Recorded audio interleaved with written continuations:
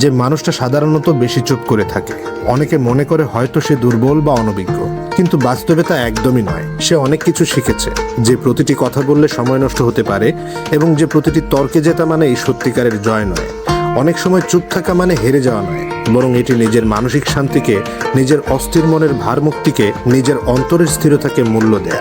চুপ থাকা মানে নিজের শক্তিকে গোপন করা। চুপ থাকা মানে মানুষকে সময় দেয়া, পরিস্থিতি বোঝার সময় নেয়া, নিজের চিন্তা ভাবনা এবং লক্ষ্যগুলো স্পষ্ট করার জন্য সময় পাওয়া। চুপ থাকা মানে প্রয়োজনীয় মুহূর্তে কথা বলা আর অপ্রয়োজনীয় শব্দে শক্তি নষ্ট না করা।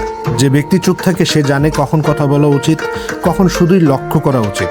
সে জানে অল্প কথায় বড় প্রভাব ফেলা যায়। সে জানে যে নিজের শান্তি এবং মনোবলই সবচেয়ে বড় সম্পদ।